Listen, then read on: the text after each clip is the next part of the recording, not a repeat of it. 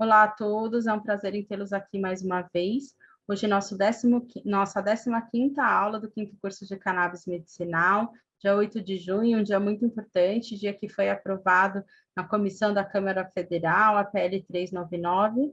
Ela ainda vai tramitar, né? Pode ser que ela vá para plenário ou para o Senado, independente mesmo depois da aprovação final, é uma luta que continua, a gente tem bastante coisa para debater, bastante coisa para melhorar, mas eu queria muito agradecer hoje ao deputado Paulo Teixeira, que esteve com a gente desde a idealização do curso e que era amigo do Padre Ticão e que nos ajudou até aqui a manter o curso funcionando.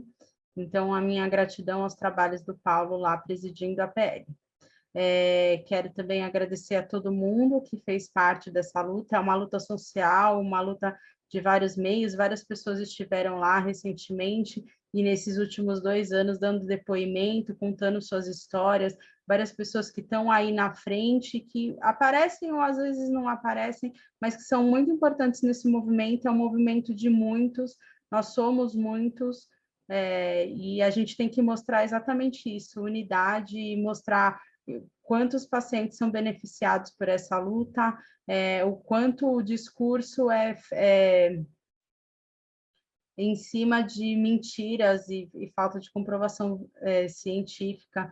Então, é isso, né? Todos nós temos que dar a mão nesse momento. Hoje é um dia que a gente vai, aproveitando essa fala, trazer aqui, logo após a minha fala, uma pessoa que fez parte desde o primeiro curso, que esteve ali em volta da paróquia, que é uma moça que cuida da mãe idosa, que recentemente recebeu um HC para poder cultivar o remédio da própria mãe, que é a Wilna. Ela vai contar um pouquinho da história dela. Ela sempre esteve ali perto do Padre Ticão também. E, na sequência, a gente vai ter 2 aulas super legais. A primeira parte da aula é uma aula muito esperada, que a gente estava esperando há bastante tempo, com o Dr. Fabrício Pamplona, falando de farmacogenética e cannabis. E, na sequência da aula dele, uma aula que não estava previsto na grade, mas que vai falar um pouquinho sobre pneumonia lipoide, com o Dr. Schiavone. É curtinha e é bastante legal, vale ficar até o final. Queria agradecer também que foi uma sugestão da SBEC esse tema aí, para contribuir com todo mundo. Para terminar, tenho 2 recadinhos, né? Um é que a gente já está recebendo os trabalhos finais, para vocês ficarem atentos ao e-mail que vocês estão enviando, porque a gente está recebendo em conta errada. Para quem tem dúvida, tem um vídeo, tanto no Facebook quanto no YouTube, na lista de transmissão, que a Patrícia gravou explicando direitinho o que é o trabalho, qual o intuito. Não precisa ficar enviando e-mail perguntando qual é o tema é livre. A gente quer, na verdade, é um trabalho de engajamento, não é o conteúdo em si que importa, na verdade, né? Lógico que vai ser considerado conteúdo, mas o que eu quero dizer com isso, que mais importante do que isso é a participação, então não precisa ser nada elaborado, como a gente tem falado bastante aqui. A Patrícia já está respondendo, inclusive dizendo o e-mail recebido, então caso você tenha enviado e não tenha recebido, fique atento que talvez você tenha enviado na conta errada, tem conta que a gente usa só para disparar as mensagens, então tem que ficar um pouquinho atento, né? O e-mail para envio é trabalhofinal@moverecam.org, então fica aqui o recadinho. E o último recadinho, um recadinho legal, que a partir de hoje está liberado lá as inscrições para o 6º curso da Cannabis Medicinal, lá no site do PROEC da Unifesp, e o link para se inscrever está aqui na descrição do vídeo e foi enviado por e-mail. Então, se vocês puderem ajudar a divulgar ou quiserem se inscrever, muito importante, a gente está com umas ideias de trazer num outro formato aí no próximo semestre. E é isso, uma ótima semana, Reforçar o meu agradecimento ao Rubens Gurgel, que forneceu a música de abertura do curso. Divulguei aqui mais uma vez a rede dele lá para o pessoal curtir, dar uma fortalecida. E quero agradecer a todos a participação e desejar uma ótima semana. Até a semana que vem. Gratidão a todos.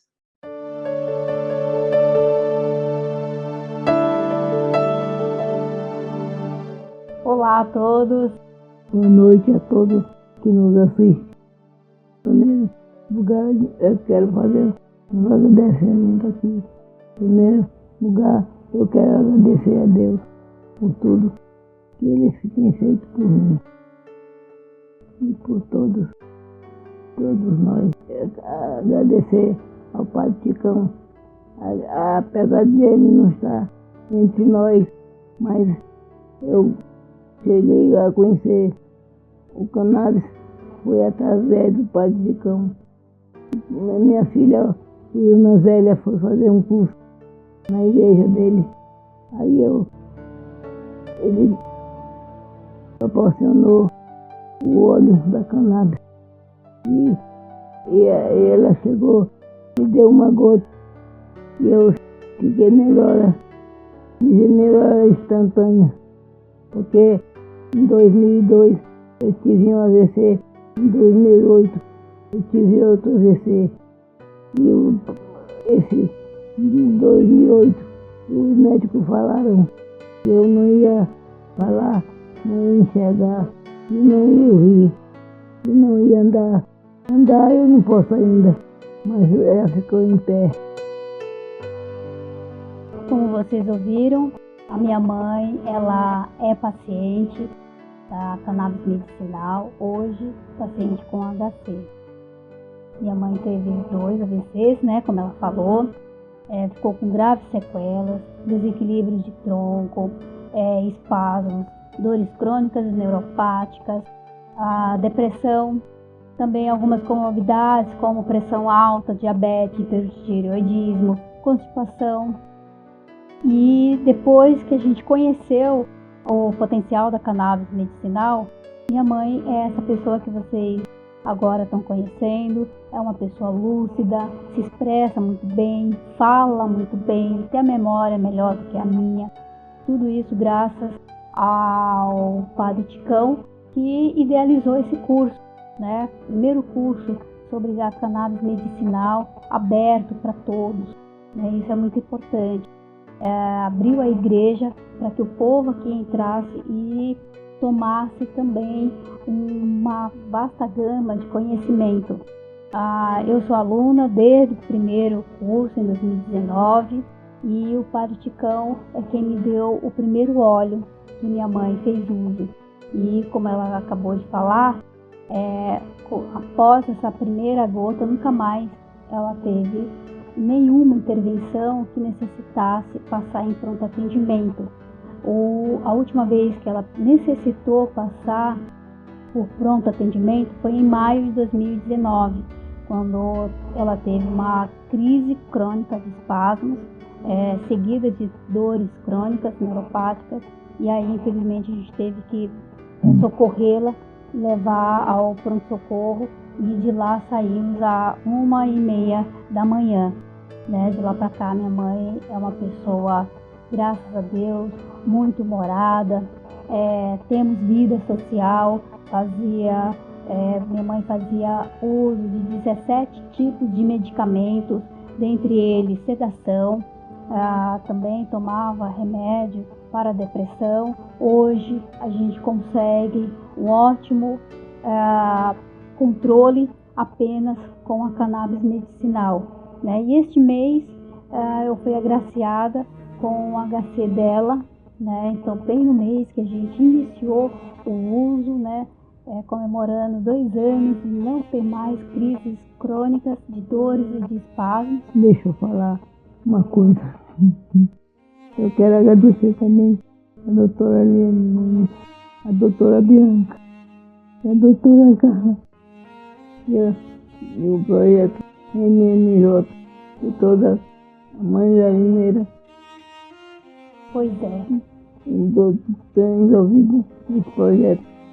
É só o Padre Chicão, ele nos proporcionou aumentar a nossa família, né? A cannabis une pessoas para o bem. E por meio da terapia canábica, eu pude conhecer a doutora Eliane Nunes, né, que me apresentou a SBEC, nos agraciou, né, no projeto MMJ, que este ano completou o seu primeiro ano de fundação.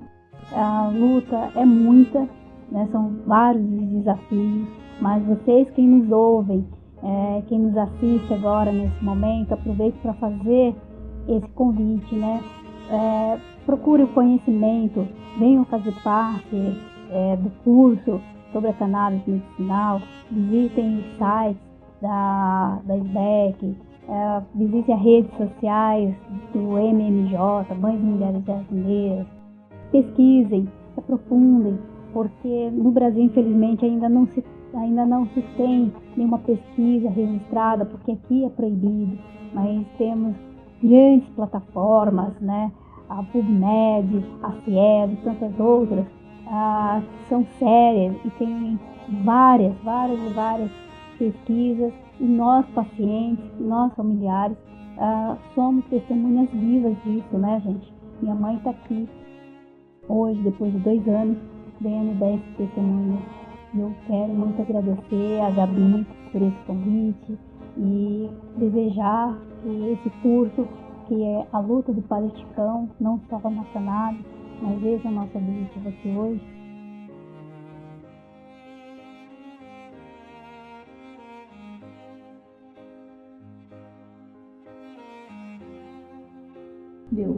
Deu, em pezinha.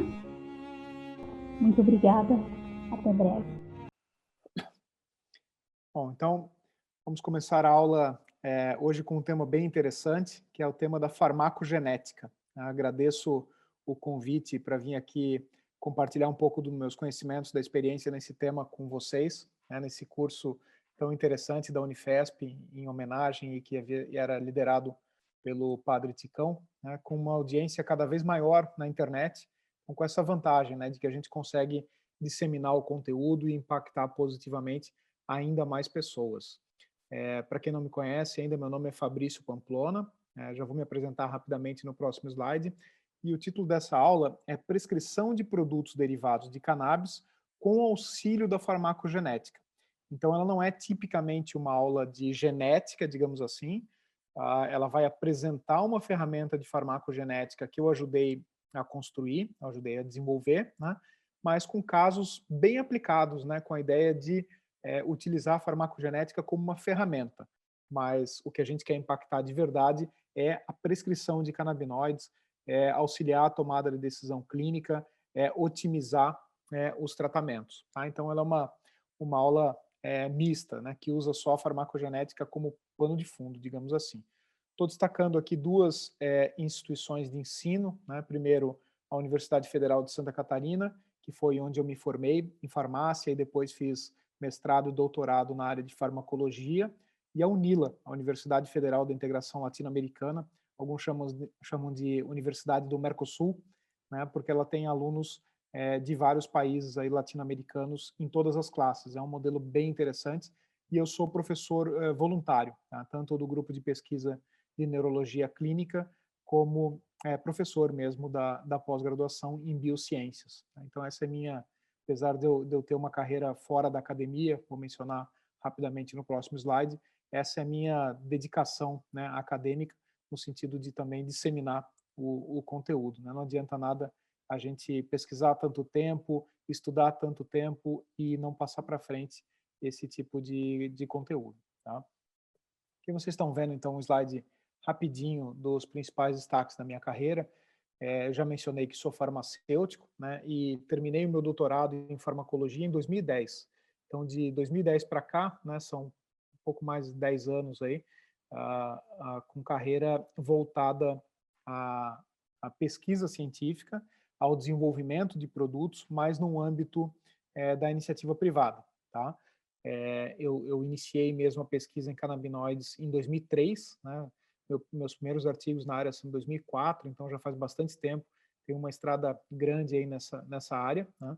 Mas de 2010 para frente eu decidi não ingressar num concurso público numa universidade federal e tentar uma carreira fora da academia. Tá? E muito disso tem a ver com a minha experiência. Vocês estão vendo ali um íconezinho do Instituto Max Planck. Foi a minha experiência internacional durante o doutorado na Alemanha, em que eu vi esse tipo de coisa surgindo, né? Um instituto muito renomado, de grande relevância internacional, né? Foi lá, por exemplo, que foi descoberta a doença de Alzheimer, né? O Instituto Max Planck de Psiquiatria em Munique, na Alemanha, e também é o berço da psicofarmacologia, que é a minha área específica de atuação. E lá dentro desse instituto eu vi as pessoas criando novos produtos, novos serviços, né? E até usando esse termo que agora já está bastante conhecido, startup, mas que na época, em 2008, né, era uma coisa totalmente nova para mim. Então, ao terminar o doutorado, eu decidi entrar no Instituto DOR, de Pesquisa e Ensino, um instituto da maior rede privada de saúde da América Latina, que é a Rede DOR. Fui o primeiro cientista contratado, né, hoje já é uma instituição bastante sólida, consistente, com publicações de altíssimo nível. Tive a grande honra de ser o primeiro contratado dessa organização e fiquei quase 5 anos no Rio de Janeiro. Saindo de lá, eu tenho um misto de empreender uma empresa de tecnologia aqui em Floripa, onde eu retornei depois de bastante tempo, né, mas eu sou aqui de Santa Catarina, e também a minha participação como diretor da Entourage, que foi uma empresa, ou é uma empresa, né, foi para mim, porque eu já saí, mas é uma empresa pioneira na área de desenvolvimento farmacêutico a partir de canabinoides no Brasil. Eu não sou sócio, não fundei, mas eu participei praticamente do que a gente chama de um time fundador, né? Então, ajudei a fazer as primeiras parcerias internacionais, ajudei realmente a empresa desde o começo, né? Decidi sair em 2018 e empreendi uma outra empresa que tem a ver com o tema da aula hoje, que é a Propium, uma empresa de medicina personalizada que usa a farmacogenética para auxiliar a prescrição de canabinoides. Tá? Então, já até declarando o meu conflito de interesse, o painel genético que eu vou mostrar hoje é o painel genético da Propium, tá? Não numa intenção de fazer propaganda, nada disso, mas que é a minha experiência com farmacogenética, né? Eu não sou um geneticista, eu sou um farmacologista que se aventurou na genética para usar a genética como ferramenta, tá? Essa é a minha perspectiva. Então eu vou contar um pouquinho de como é que funciona o My Cannabis Code, que é o painel genético pioneiro, né, na prescrição de canabinoides no Brasil. Eu vou contar um pouquinho dessa história e depois mostrar casos reais aplicados, tá bom? Vamos lá. Mas o conteúdo da aula, então, ele dá primeiro um panorama básico sobre farmacodinâmica e farmacocinética de canabinoides, tá? Só para situar quem tiver assistindo essa aula no tópico, né? Então vou mencionar rapidamente só os tópicos de interesse para o entendimento da aula, né? Não vou entrar em profundidade porque é um tema complexo, cada um deles poderia ser uma aula à parte, tá? Mas eu vou mencionar a dinâmica e a cinética dos canabinoides. Não vou introduzir canabinoides porque eu imagino que as pessoas que estão participando do curso já tiveram isso em várias aulas, né? Então vou considerar que esse é um conhecimento já absorvido. Depois vou mencionar por que usar a farmacogenética, especificamente no caso dos canabinoides. Vou falar um pouquinho sobre o painel My Cannabis Code, especificamente, quais foram as escolhas que a gente fez, quais são os alvos, né, qual é o racional por trás do painel. E depois 2 exemplos clínicos reais, que eu acho que é o mais interessante, de verdade. Vocês vão ver isso aplicado. Eu não sou médico, né, mas eu tenho parceria com alguns médicos que me dão a liberdade de acompanhar casos, eu os ajudo também a aplicar o painel no seu dia a dia. Então, tenho 2 casos aqui autorizados, obviamente sem revelar os pacientes, né, mas para mencionar como foi o impacto na tomada de decisão clínica com o uso do painel de farmacogenética. Tá bom? Então, esse é o conteúdo da aula. Espero que vocês achem interessante. Iniciando aqui, então, já peço desculpa, alguns slides vão ter conteúdos em inglês, tá? Espero que não seja um problema para a maioria e eu vou explicando em cima em português, de todo jeito o conteúdo vai ser acessível. Desculpa. Bom, a farmacogenômica, né, ou a farmacogenética, ela serve para revelar as diferenças interindividuais, tá? O que é isso? As pessoas não reagem da mesma forma a todos os medicamentos, tá? Isso é um fato. Para alguns pode parecer uma novidade e realmente para a maioria das pessoas que não estão ainda familiarizados com a farmacogenética, isso é algo que a gente não comenta no dia a dia, né? Mas nessa tabelinha ali na direita, vocês estão vendo, por exemplo, de acordo com a área terapêutica, qual é a taxa de eficácia, tá? Dos principais fármacos, né? Dos principais medicamentos. Então, considerando quantos por cento das pessoas respondem aos medicamentos de escolha nessas áreas, tá?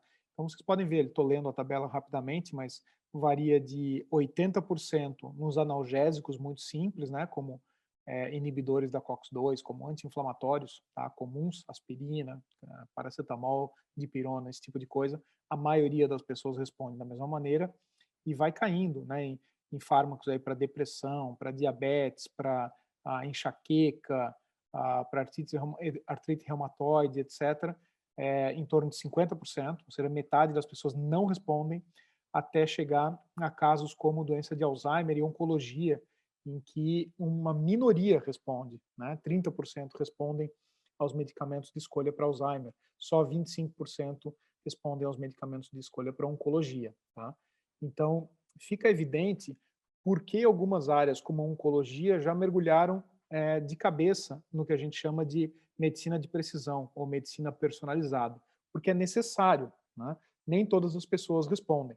Quando a gente realiza um estudo clínico para averiguar a eficácia de um medicamento,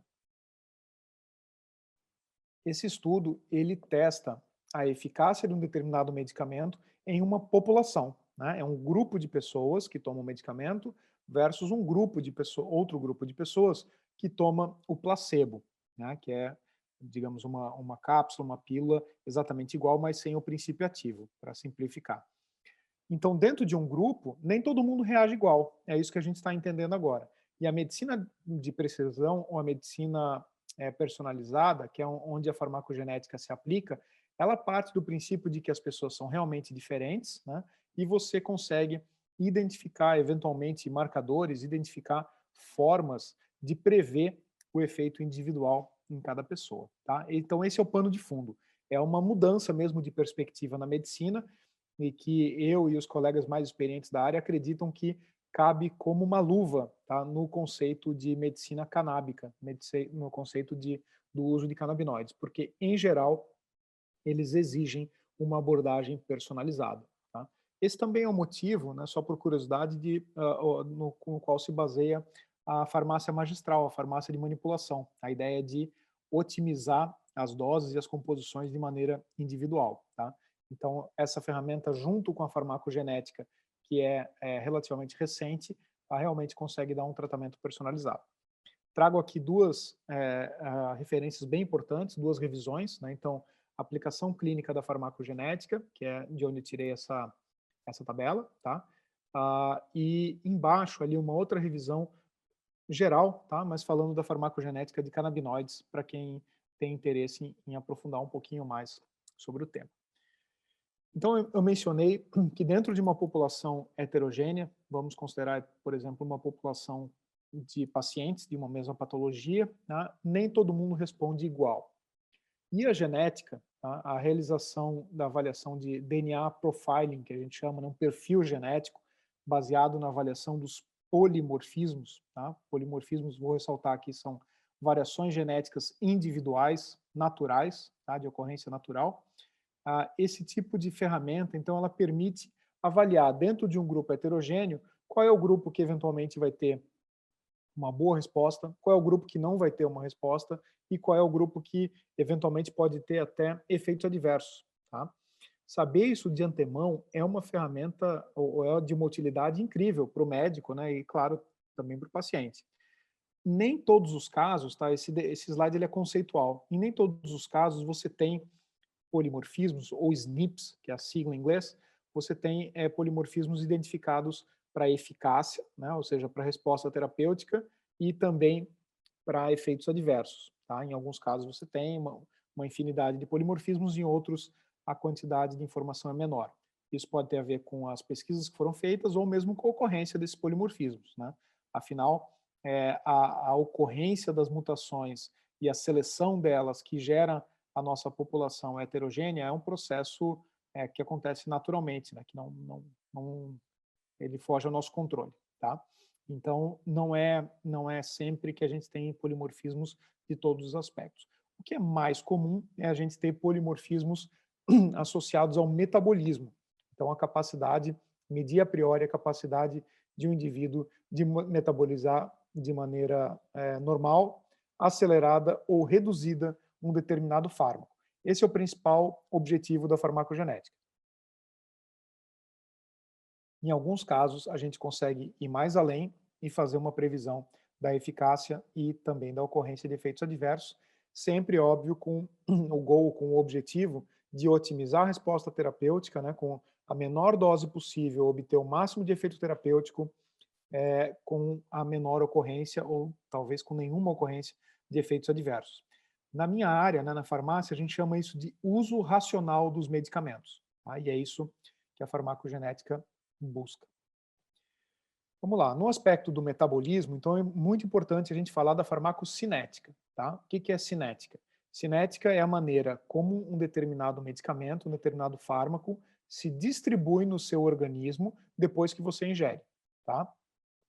Então aqui nesse gráfico, acho que vocês não estão vendo o meu ponteiro, mas no eixo Y você tem a percepção do efeito, tá? Nesse caso aqui de cannabis, tá? É só um gráfico conceitual para vocês entenderem. E no X, né, no eixo X, aqui embaixo, o tempo, tá? Horas depois da administração. Com a administração por via inalada, né, ou fumada, no caso da cannabis, você tem um efeito muito rápido que depois cai, tá? Um efeito que se inicia em torno de 20 a 30 minutos, que faz um pico, né, vai ali para uma escala de até 7, 8, dependendo se é inalatório ou intravenoso, nesse gráfico aqui, e depois vai caindo rapidamente, de maneira que depois de 2 horas você já começa a não perceber mais esse efeito. Já por via oral, essa curva mais abaulada e contínua que você vê no slide, né, em geral, o efeito demora muito mais tempo para iniciar, não tem um pico de intensidade e ele também demora para passar, tá? Então é bem importante ter em mente a cinética, né, a distribuição, a intensidade de efeito ao longo do tempo na via fumada ou inalada versus a via oral para cannabis, tá? Então, falando vulgarmente, né, comer um bolo contendo canabinoides ou fazer uma preparação em casa com uma manteiga, por exemplo, ou eventualmente tomar um extrato, né, faz com que a distribuição seja lenta e contínua. Fazer o uso inalatório, tá, ou até alguns usos, por exemplo, intranasal, que também tem uma absorção mais rápida, né, via pulmonar ou intranasal na mucosa, tende a ter um efeito mais rápido, mas também mais passageiro. Tá? Bem importante saber isso para conseguir otimizar a intensidade e o número de doses ao longo do dia. E uma coisa bem interessante, aqui na esquerda a gente tem o THC e os seus metabólitos, tá? A distribuição deles ao longo do tempo. Na esquerda, na via inalada, né? E na direita, na via oral. Percebam que os gráficos também estão com diferenças de escala, né? O gráfico da esquerda vai até 180 nanogramas por ml de concentração sérica, de concentração no sangue, enquanto que o da direita vai até 60, ou seja, é 1/3. Tá? O da direita é bem menor do que o da esquerda. Mas eles estão na mesma linha para poder comparar uma coisa bem interessante, que é a ocorrência dos metabólitos depois da administração de THC. Tá? Olhando aqui na esquerda, você tem uma linha do THC que faz um efeito muito, muito rápido, abrupto, e depois cai. Né? E aí você tem a ocorrência de 2 metabólitos. Um que faz uma curva um pouquinho maior, que é o carboxy-THC, que é inativo, e outra que faz uma curva pequenininha ali, mas com alguma ocorrência também, que é o 11-hidroxy-THC, que é importante porque ele é ativo. Tá? Alguns falam até que seja mais potente, alguns acreditam que seja mais potente que o THC. Na via inalada, eles não é muito importante, mas na via oral, ele é muito, muito, muito importante. Se você observar, o tracejado mais fininho, que é do THC, é a linha mais baixa no gráfico da direita. Quer dizer que quando você ingere THC por via oral ou cannabis contendo THC por via oral, há uma produção maior do 11-hidroxy-THC do que do próprio THC, né, do que O próprio THC ingerido ele é rapidamente metabolizado pelo fígado, gerando o 11-hidroxi-THC ativo e depois o carboxy-THC. O que isso quer dizer? Quer dizer que se você tomar THC por via oral, ou uma cannabis contendo THC por via oral, é mais provável que você experimente os efeitos do 11-hidroxi-THC do que do próprio THC. Tá? Isso muda bastante conforme o seu metabolismo e a gente consegue medir, avaliar essas capacidades do seu organismo degradar tanto o THC quanto o 11-hidroxi-THC. Então, sabendo disso já, se eu te responder somente em relação ao metabolismo do THC, né, e não do 11-hidroxi-THC, por via oral, essa informação está incompleta. Espero que vocês tenham entendido. O próximo slide ainda fica um pouquinho mais complexo. Sem entrar nos detalhes do que é cada um desses gráficos, eu já estou explicando para vocês que cada um dos gráficos é um voluntário diferente, né? E cada uma das curvas é o THC, um dos metabólitos ou o CBD. Então, sem entrar em detalhe em cada um dos gráficos, a gente consegue olhar que eles têm um perfil diferente, né? A maneira como eles se comportam, a intensidade, o formato da curva, né? No painel D ali, no último voluntário, inclusive a escala está muito diferente, né? Ou seja, o que isso quer dizer? Pessoas diferentes têm respostas individuais aos canabinoides muito diferentes, tá? Ressaltando aquele aspecto da necessidade de individualização do tratamento dos canabinoides, como a gente conhece na prática clínica. E aqui é um dado da dosagem dos canabinoides no sangue, ressaltando que a distribuição dos canabinoides, o metabolismo, a absorção, todos os passos relacionados à farmacocinética varia bastante de pessoa para pessoa, particularmente pela via oral. Tá? É muito importante saber disso, e esse é o principal motivo pelo qual algumas pessoas tomando a mesma dose, né, algumas pessoas têm pouco efeito e outras têm muito efeito. Isso é típico. Né? Adolescentes, por exemplo, têm nas primeiras primeiras experiências, quando acontecem, né, com THC, frequentemente relatam. Um amigo sente muito rápido e já não tem mais interesse ou, né, acha que foi demais, e outro amigo diz que não sente nada. Tá? Isso é bastante comum e aqui está uma das explicações.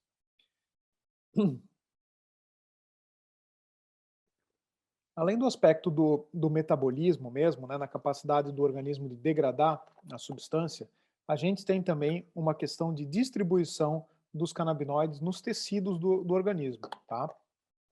Aqui a figura está em inglês também, mas eu vou explicar para vocês. No eixo Y, né, no vertical, a gente tem a concentração de THC ao longo do tempo, o CBD se comporta da mesma maneira, né, ao longo do tempo que está no eixo X. Então, o primeiro compartimento depois do uso da inalação ou do uso oral de canabinoides, o primeiro compartimento em que a gente observa os canabinoides é o sangue. Tá? Isso é normal. Essa é a etapa que a gente chama de absorção de medicamentos. Uma vez que o canabinoide está no sangue, ele se distribui para o organismo inteiro. Né? Todos os vasos sanguíneos contêm algum nível, uma concentração de canabinoide. Tá? Livre e também carreada por proteínas específicas, né, que têm afinidade por moléculas lipofílicas. Tá? Lipofílicas é que tem afinidade por gordura, como os canabinoides, né, oleosas. Depois do sangue, acompanhando ali na figura, né, você tem uma distribuição dessas mesmas substâncias no cérebro, no tecido nervoso. Olha que interessante, os canabinoides naturalmente têm um tropismo, têm uma atração pelo sistema nervoso central. Então, por isso que eles têm efeito também por isso eles têm efeito central muito rápido. Tá? Logo depois do cérebro, a tendência é ir para tecidos de maior perfusão. Quais são tecidos de maior perfusão? Sobretudo o sistema gastrointestinal, tá? E o fígado é muito importante, particularmente por via oral. Em via inalatória, o pulmão, por exemplo, é um tecido com alta perfusão, tá? Quer dizer, é muito vascularizado. Quando eu falo alta perfusão, é que ele tem bastante irrigação sanguínea, então tem bastante aporte de sangue e também tem um turnover, né, que a gente chama, tem uma entrada e saída, um influxo e efluxo de sangue muito grande. Depois desses tecidos de alta perfusão, e aí vou mencionar, né, tanto no cérebro, tem pontos de controle com bombas que fazem o controle da entrada e saída de substâncias exógenas para o tecido. Também no fígado, que é um tecido de alta perfusão, um órgão bastante vascularizado, tem a grande importância da presença dos citocromos, que eu vou mencionar, são enzimas de degradação muito importantes. Tá? O nome bonito que a gente usa na pós-graduação para isso é metabolismo de xenobióticos, é a degradação de substâncias que são externas ao nosso organismo. Tá? Depois de passar por essa etapa, então, no fígado, os canabinoides e os metabólitos são distribuídos para tecidos de baixa perfusão. Quais tecidos são esses? Cartilagens, ossos, por exemplo, tá? A pele é intermediária de perfusão, então há um deslocamento, imagina, do sistema gastrointestinal para os demais compartimentos do organismo. E por último, uma concentração aí que começa a acontecer depois de 2, 3, 4, 5 dias de uso crônico, os canabinoides começam a se acumular nas gorduras, tá? Então, fica bem evidente por que a composição corporal, né, do indivíduo afeta na distribuição dos canabinoides, tá? Porque os canabinoides têm tropismos diferentes para cada tipo de tecido e podem se acumular na gordura. No fígado,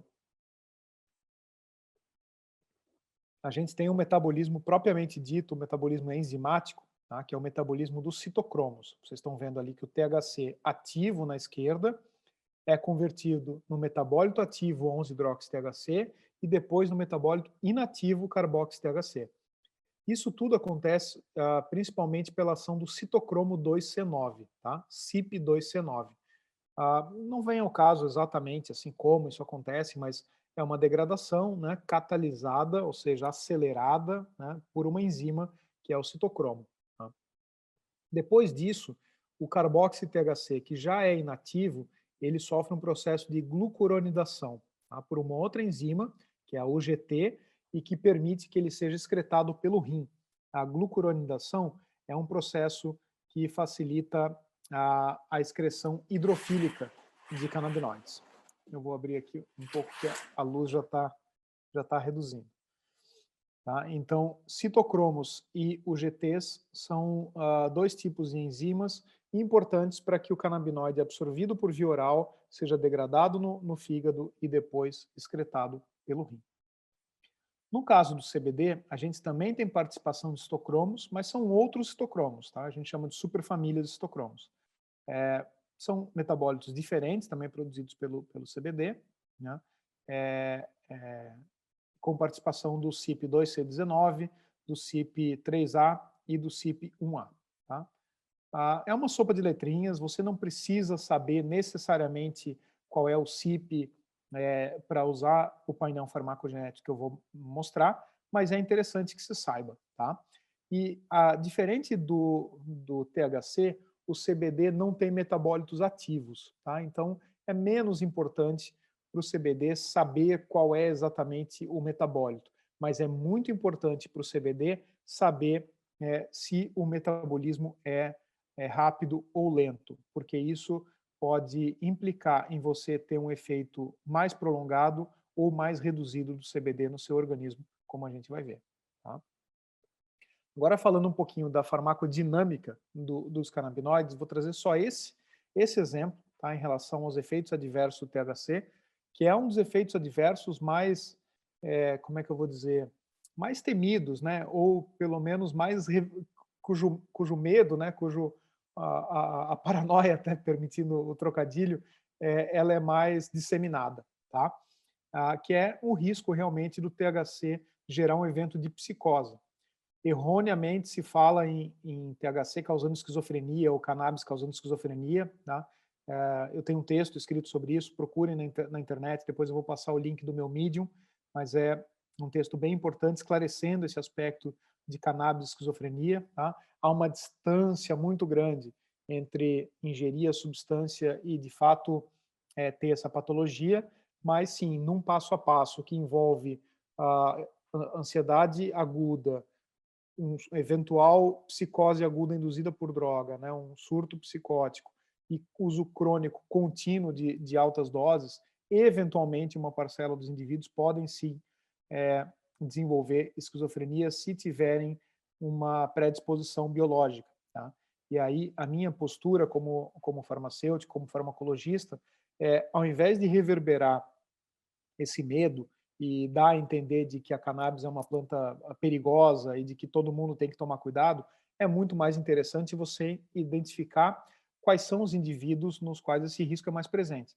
E a novidade é que esse risco, ele é real, obviamente, mas ocorre, os polimorfismos associados a esse efeito ocorrem numa parcela bastante reduzida dos indivíduos. Tá? Eu vou mostrar depois no final. E eu estou, nesse exato momento, trabalhando num artigo que vai unir os 200 primeiros pacientes do My Cannabis Code para a gente fazer um primeiro panorama, né, o perfil do paciente típico de cannabis medicinal do Brasil. Tá? É um estudo que eu estou fazendo agora e vai ter novidades bem interessantes, porque não se tem esse perfil até hoje e o metabolismo das pessoas realmente é um pouco diferente. Desculpa. O metabolismo das pessoas é um pouco diferente do que a gente espera, tá? Ou pelo menos do que vem sendo propagandeado, vamos colocar assim. Então, nesse slide, a gente consegue observar as diferenças entre dois grupos que recebem o mesmo tratamento, que é THC 5% inalado. Tá?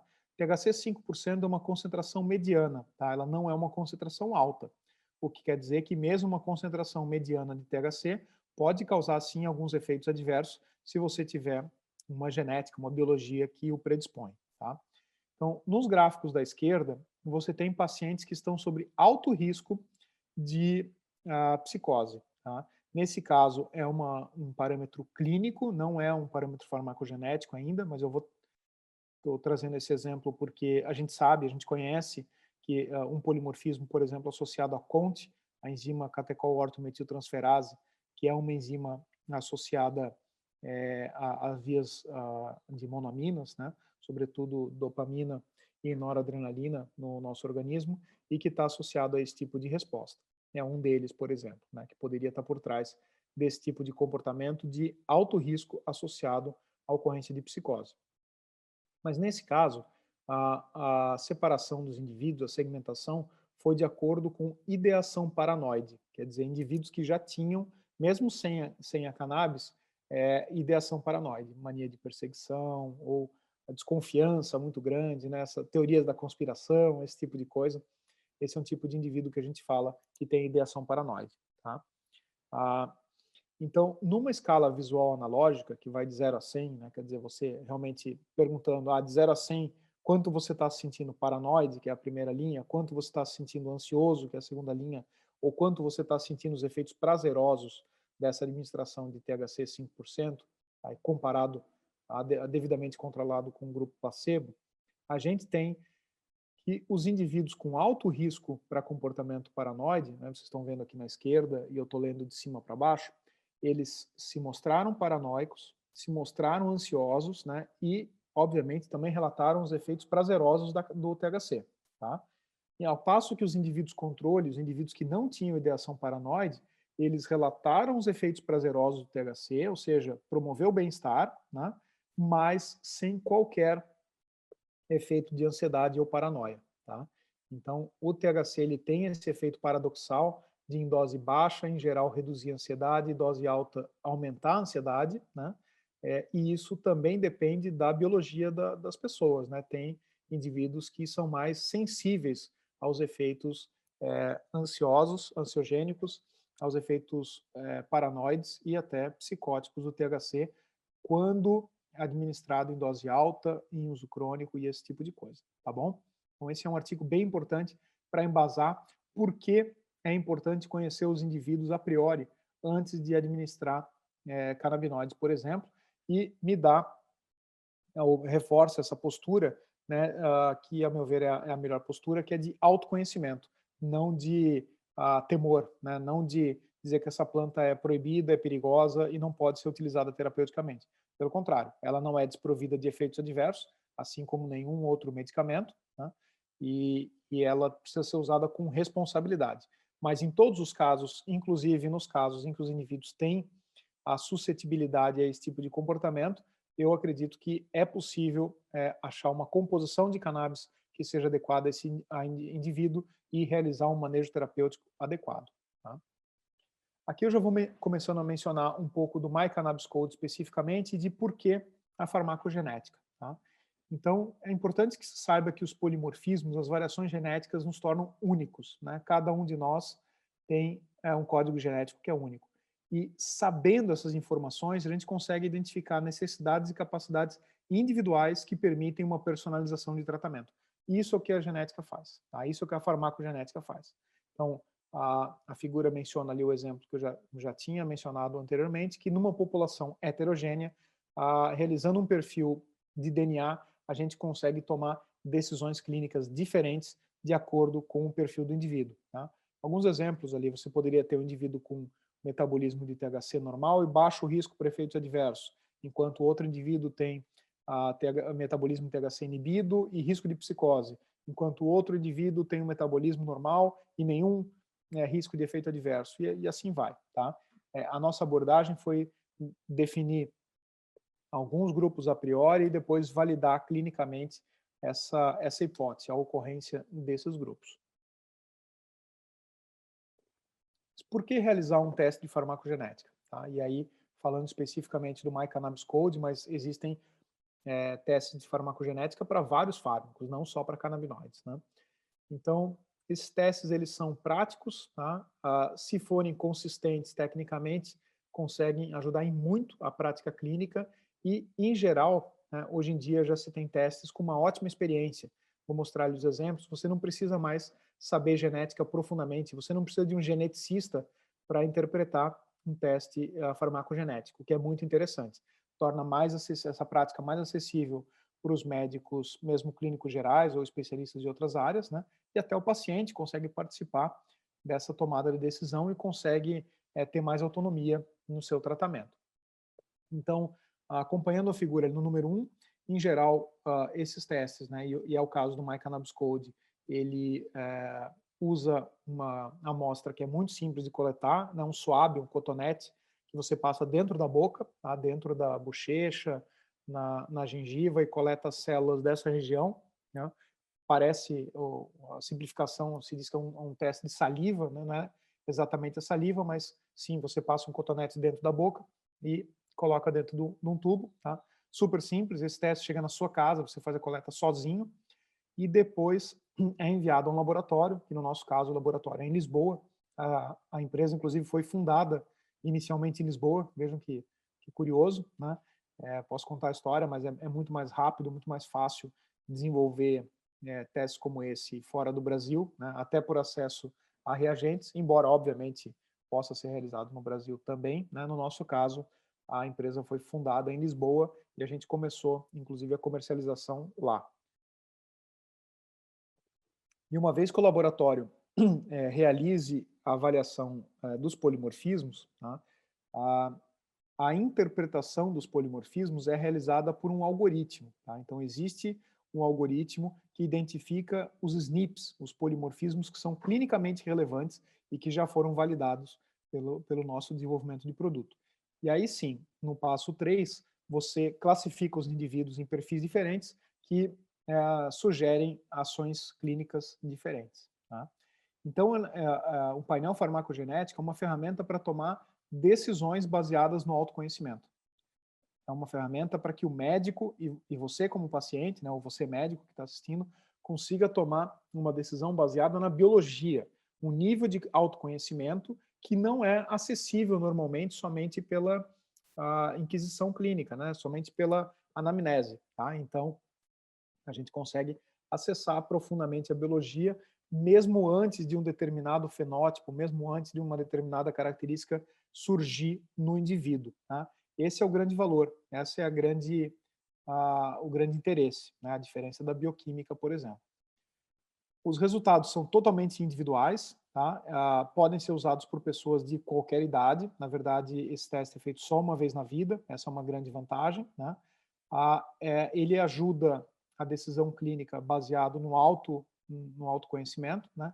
E ele é útil, inclusive, antes de qualquer patologia acontecer, como uma medida preventiva, como uma medida de saber o que fazer se eventualmente tiver necessidade de um fármaco. Tá? Como que é o painel do MyCannabis Code? Tá? Então, ali na esquerda, esse acho que é um dos principais slides da aula, a gente tem todos os alvos, tá? que foram escolhidos para esse painel genético. Aí é que está a principal inteligência de um painel genético, é selecionar quais são os alvos. Tá? Então, no caso do metabolismo, por exemplo, a gente tem um alvo, o ABCB1, que é ligado a uma bomba de extrusão do sistema nervoso central, tá? Uma bomba que joga fármacos para fora do sistema nervoso central, controla essa entrada e saída. Os vários CYPs, né, os citocromos que eu mencionei, associados ao metabolismo do THC e CBD, pelo menos os mais relevantes clinicamente, e as UGTs, né, que facilitam a excreção renal. Então, com esses 3 pontos de controle, a gente consegue avaliar a absorção no sistema nervoso central, a degradação no fígado e a excreção no rim, dando uma inferência completa do que a gente chama da distribuição, né, ou da biodisponibilidade do canabinoide e diferenciando para THC e CBD, né, dos canabinoides no organismo. Na parte de efeito adverso, também uma série de outros alvos, alguns do sistema endocannabinoide e outros não, né, porque aqui o nosso objetivo não é entender o sistema endocannabinoide unicamente, mas entender a resposta a cannabis, né, e aos derivados da cannabis. E no grupo de efeito adverso, então, a gente tem os aspectos de cognição, né, que é memorização, raciocínio, velocidade de reação, até coordenação motora, esse tipo de coisa. A gente tem os aspectos comportamentais associados à ansiedade, psicose, né, risco desse tipo de ocorrência. E é importante dizer que ansiedade e psicose são um contínuo nesse contexto, né?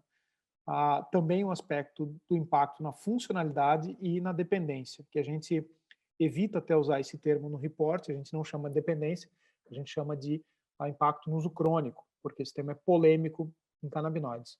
Já o impacto na funcionalidade é um pouco mais palpável, né? Os canabinoides, via de regra, não induzem uma dependência típica, né? Mas eles podem impactar, sim, a funcionalidade do indivíduo que seja suscetível. E existem polimorfismos associados ao impacto na funcionalidade. O que isso quer dizer? Absenteísmo no trabalho, perda de motivação, coisas como essa que impactam a relação do indivíduo com ele mesmo, com a família e com a sociedade. Tá?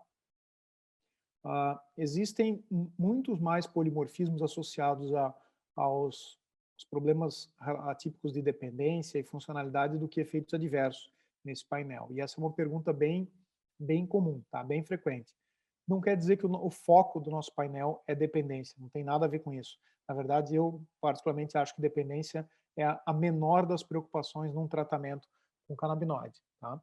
Ela certamente precisa ser monitorada, né, esse risco, particularmente nos pacientes oncológicos de dor crônica, que vão usar doses altas por bastante tempo, mas não é uma preocupação típica de pacientes. Tá?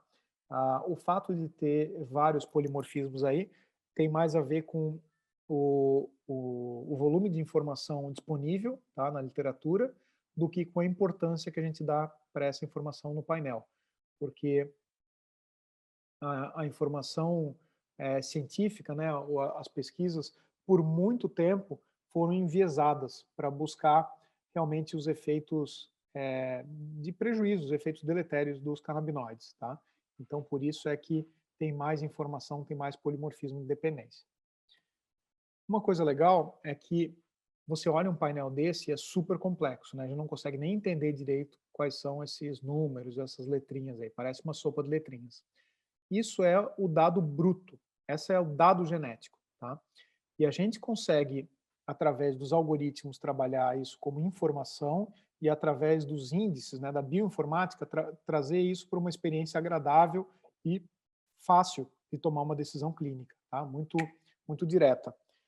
Ainda bem, né? Então a gente saiu daquela etapa que a genética era somente acessível aos geneticistas, que é principalmente a genética das doenças raras, que é mais investigativa, e pelo menos para essas aplicações, a genética já é bastante acessível para um profissional de saúde que não precisa ser especializado na área. Tá? Então, isso chama atenção para desmistificar um pouco o uso da genética, que frequentemente é vista como cara e complexa. Tá? Não é mais o caso.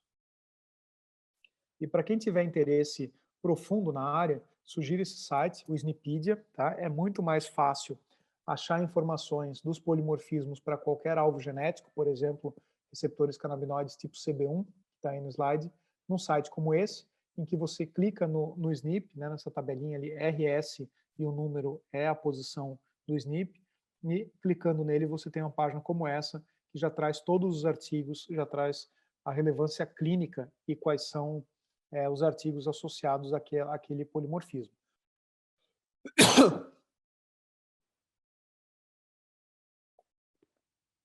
Nesse caso, por exemplo, a gente está vendo um SNP que é associado à resposta de antidepressivos em fêmeas, por exemplo,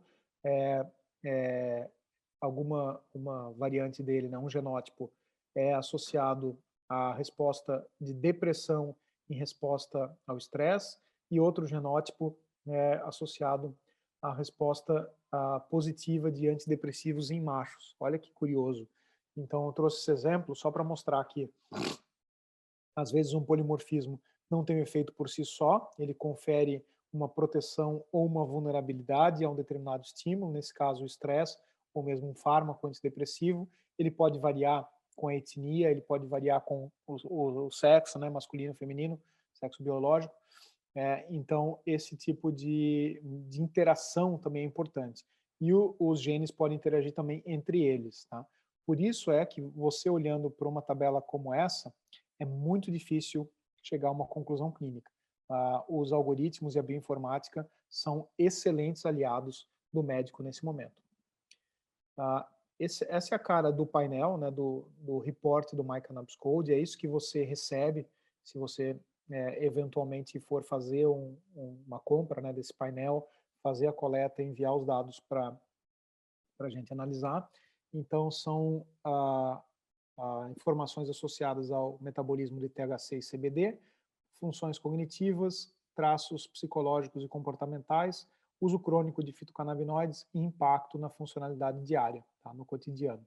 Vou trazer em detalhes agora o que cada uma dessas sessões trata. Nesse caso, por exemplo, né, o metabolismo ele é representado por essa escala, N, que está no meio, é neutro, né? Peço desculpa, mas está em inglês. Para a esquerda, então, você tem um metabolismo reduzido, parcialmente reduzido, reduzido ou muito reduzido, e para a direita, parcialmente aumentado e aumentado. Para o THC, na primeira linha, e para os dois metabólitos, na ordem que eles são gerados. Primeiro o 11-hidroxi-THC, depois o carboxy-THC. Com isso, a gente consegue sugerir doses orais de início de tratamento e doses máximas sugeridas para início de tratamento também, tá? Iniciais e máximas, que dão uma ideia para o médico como começar com um paciente que não tem experiência com essa substância. Então, com isso, a gente pretende acelerar o processo de titulação de maneira individualizada. Tá? E também ressaltamos restrições quanto à via de administração, quando houver. Tá? E a restrição tem a ver com uma determinada fragilidade de acordo com o metabolismo de um metabólito ou outro. Né? Vocês já sabem agora que o 11-hidroxi-THC é muito mais gerado por via oral do que na via inalada, por exemplo. Tá? O metabolismo de CBD vai na mesma linha. Depois eu vou entrar nos exemplos ali. Nos índices de efeitos adversos, primeiro que esses efeitos adversos se aplicam mais a cannabis contendo THC. Isso é bem importante. Tá? O CBD ele não apresenta, a rigor, esses efeitos adversos, inclusive ele pode ajudar a melhorar alguns aspectos da função cognitiva e da função comportamental que eventualmente sejam prejudicados pelo THC. E quando você vê um índice desse de 0 a 100, tem muita coisa por trás desse índice. Por isso que eu disse que a bioinformática é tão importante. São vários polimorfismos e se considera o tamanho da evidência, né, em que artigo foi feito, qual é o peso daquela evidência, o número de indivíduos, se há uma relação com o sexo, se há uma relação com a etnia, se há ocorrência de polimorfismos que interagem entre si. Então, é bastante informação traduzida num índice de risco. Tá? Então, de 0 a 100, ele mostra a distribuição do teu resultado de acordo com uma população heterogênea, uma população de validação clínica. Esse índice é quebrado em 3 etapas, né? 3 tercis, como a gente chama. Então, o tercio do meio é risco intermediário. Intermediário é igual a uma população, igual a uma pessoa normal, digamos assim, mas não se usa esse termo, né? Se usa o termo risco intermediário. Abaixo, no tercio inferior, você tem risco reduzido. Se eventualmente tiver um resultado como esse, significa que você tem menos probabilidade, né, do que uma pessoa normal. E risco aumentado, obviamente, no tercio superior você tem mais probabilidade de ocorrência daquele traço comparado a uma pessoa normal. Tá? E embaixo, repetir ali os índices de metabolismo. Baseado nessas informações, óbvio que tem todo um reporte detalhado, né, escrito pelo algoritmo de maneira individualizada e que permite a interpretação das suas informações biológicas, mas a gente também resume de maneira muito simplificada, composições de produtos que são adequadas para você. Tá? Dá para ler depois com calma, eu posso disponibilizar reports de exemplo, né, para vocês terem um primeiro contato, para quem tiver interessado, os médicos e também pacientes. Né? Mas a gente coloca aí, então, por exemplo, em laranja, né, são compostos, produtos contendo THC em níveis intermediários. Azul, produtos contendo níveis intermediários de THC e CBD, né? Desculpa, amarelo, é isso. Em rosa, produtos contendo praticamente só CBD, tá? Então, você tem diferentes tipos de produtos baseados em esquema de cor. Tá? E relação com dados clínicos sempre que possível. Nesse caso aqui não vou entrar em muitos detalhes, mas é a tabela clínica de impacto na funcionalidade que está associado a alguns polimorfismos.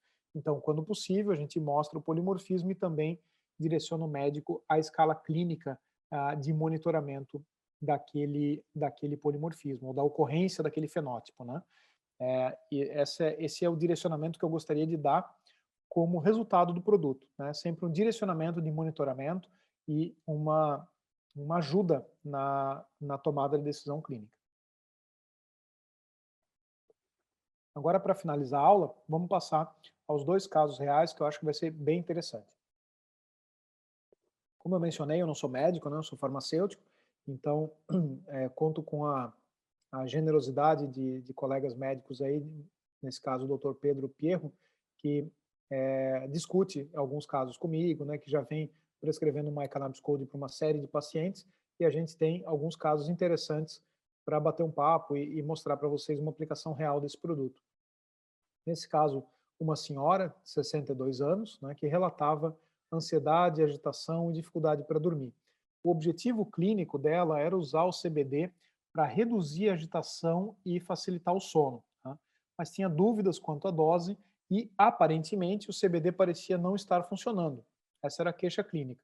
Por isso é que o Dr. Pedro Pierro prescreveu o MyCannabis Code para a gente tentar entender se existia algo no metabolismo dela que justificasse talvez uma dose diferente ou essa aparente perda de eficácia do CBD, tá? ou ausência de eficácia do CBD. Então, olha que interessante. Nessa paciente, ela tinha um risco reduzido para impacto no cotidiano, risco reduzido para estado psicológico comportamental, risco reduzido para função cognitiva e um risco aumentado na utilização crônica de fitocannabinoides. Tá? Como eu mencionei para vocês, esses 4 efeitos adversos eles se aplicam mais ao THC do que ao CBD. Então, no caso dela, que estava tomando praticamente CBD, né, CBD puro, não é relevante, mas é uma paciente que poderia usar algum grau de THC com uma determinada segurança, tá? Visto que o único risco aumentado é em relação à dependência, e para um uso para dormir seria uma dose baixa de THC, pouco potencial de causar dependência. Tá? No caso do metabolismo, ali embaixo, a gente vê que o metabolismo do THC é neutro, mas o do CBD é bastante aumentado. Tá? O que isso quer dizer? Quer dizer que possivelmente ela precisaria de uma dose de CBD maior. Se o metabolismo é acelerado, quer dizer que ela está degradando o CBD muito antes dele fazer efeito. Tá? Por isso que uma dose típica de 20, 30 miligramas de CBD por via oral, eventualmente não é suficiente para esses pacientes e dá a impressão de que o CBD não funciona. Tá? Mas o polimorfismo ali não é de eficácia, é um polimorfismo de metabolismo. aqui só por curiosidade, as doses recomendadas de THC máximas, né? E aqui o resultado, tá? CBD com metabolismo acelerado, metabólito com metabolismo neutro e o único polimorfismo associado a efeito adverso que era relevante em relação à utilização crônica de fitocannabinoides, que não interessa no caso do CBD, porque ele não tem esse potencial de causar dependência. Tá? Então, a prescrição foi modificada de CBD puro para um CBD com óleo de cânhamo, né, na proporção de 20:1, nesse caso. Então, e foi aumentada a dose de CBD. Né? Então, a dose de CBD passou de 30 para 60, dobrou, e como era um extrato 20:1, também tinha uma proporção muito pequena, de 3 miligramas de THC, que para essa paciente é super seguro, confortável, e ela obteve os resultados clínicos desejados, mudando a composição de CBD puro para full spectrum em cânhamo, né, e dobrando a dose de CBD. Percebam que interessante, que impacto real, que impacto verdadeiro, né, e que tomada de decisão clínica baseada em evidência, né, de maneira personalizada e baseada em evidência. É tudo que a gente quer e que a farmacogenética proporciona. Aqui o segundo caso, já praticamente encerrando a aula, a gente tem um caso clínico da doutora Patrícia Montanher, aqui de Floripa, minha amiga, e que também foi generosa, abrindo a sua clínica para que a gente ofertasse o MyCannabis Code para alguns pacientes e observasse o impacto na clínica. Né? Então, outra senhora também, de 45 anos, diagnosticada com dor neuropática crônica periférica, tá? Cujo objetivo era usar o THC para realizar um controle da dor. Tá? E ela estava relatando ansiedade no uso do THC. Tá? Então, referendava que o THC conseguia reduzir a dor de maneira adequada, mas ela se sentia ansiosa. Nesse caso, quando a gente vai ver os 4 parâmetros de efeito adverso, tem um risco reduzido no impacto cotidiano, um risco reduzido na função cognitiva, risco reduzido na utilização crônica de canabinoides, mais um risco aumentado no estado psicológico comportamental, que provavelmente explica essa questão da ansiedade e talvez traga até um risco de psicose no uso crônico, né? Sem querer alarmar, mas obviamente é algo que precisa ser dito. Tá? Uma paciente que está sentindo ansiedade com THC não pode continuar tomando diariamente essa mesma dose e sentindo ansiedade diariamente, porque eventualmente numa situação de estresse isso pode deflagrar paranoia ou mesmo até uma psicose. Tá? A psicose aguda induzida por droga, ainda assim, que é muito diferente de dizer que o paciente ficou esquizofrênico, né? Como a gente sabe que vem sendo dito aí pelos conservadores, pelos opositores a esse tipo de tratamento. Tá? É mais baseado no preconceito até do que na evidência esse tipo de falácia. Mas o risco é real, o risco pode acontecer. Tá?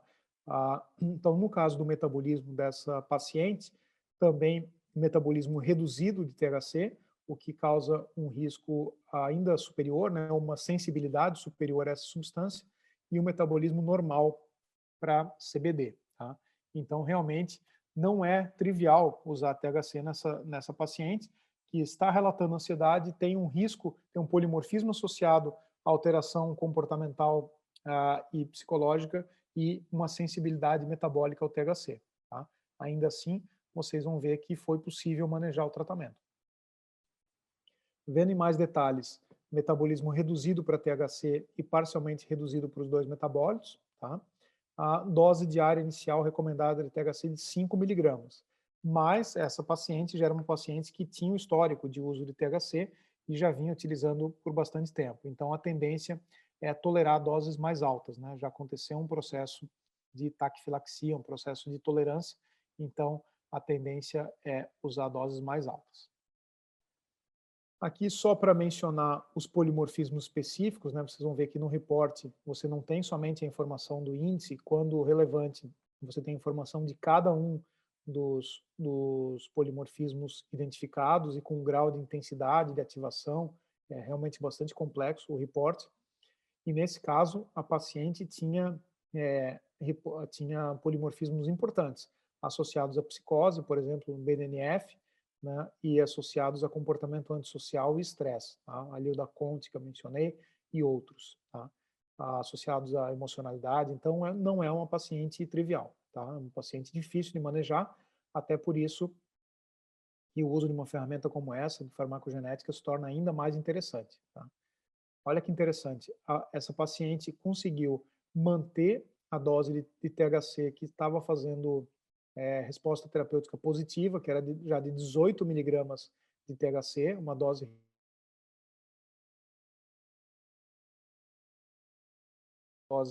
deve ser um pouquinho maior para ela, né? Percepção um pouquinho mais alta, e a gente conseguiu separar a posologia, né, a administração em 3 tomadas ao longo do dia e adicionando CBD com uma dose o dobro do que a dose de THC. Então, CBD, THC 2 para 1, conseguindo resultado positivo no manejo da dor e evitando os efeitos adversos associados à ansiedade. Veja que interessante, num paciente difícil como esse, ainda assim, a farmacogenética ajuda a tomar uma decisão clínica baseada em evidência e, para o benefício de todos, realizar uma otimização terapêutica.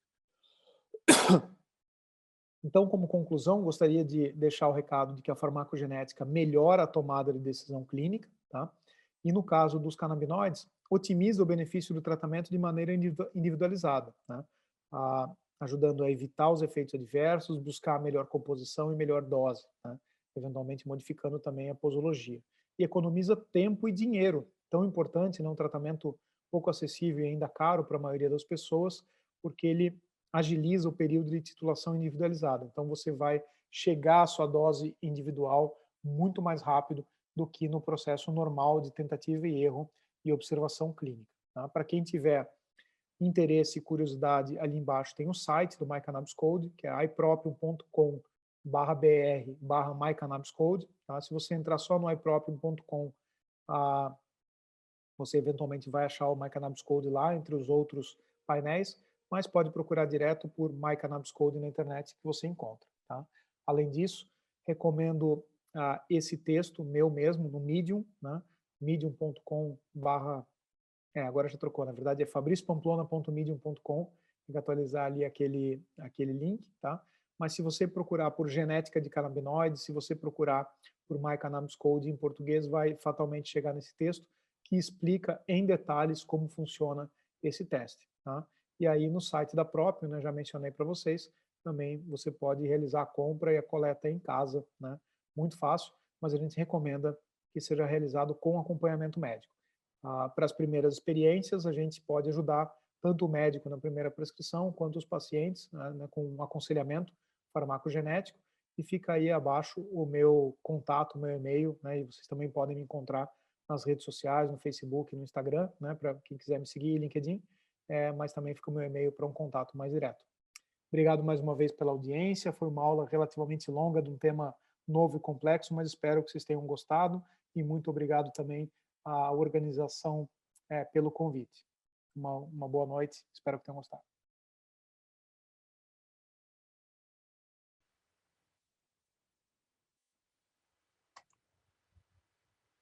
Olá, muito boa noite a todos. É um prazer enorme estar participando desse curso organizado pela Nuvem Recando, curso livre de cannabis medicinal.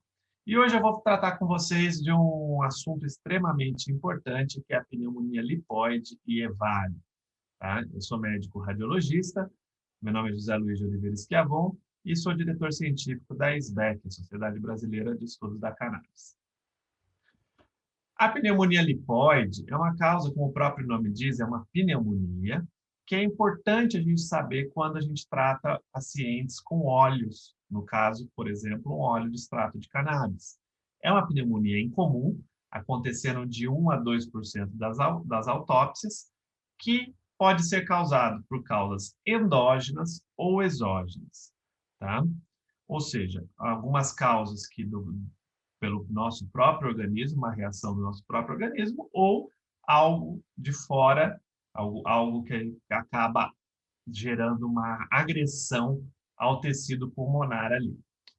As causas principais podem ser por gordura animal, mineral, vegetal, quando é aspirada ou inalada, ou acúmulo de lípides em macrófagos dentro dos alvéolos dos pulmões por uma obstrução brônquica, uma infecção crônica, uma proteinose alveolar ou algumas outras doenças de depósito de gordura.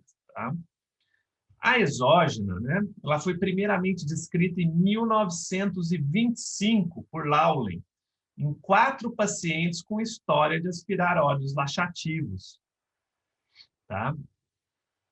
Quando se aspira, ela pode ter uma reação aguda, tá? Tipicamente causada por uma aspiração de grande quantidade de derivados de petróleo.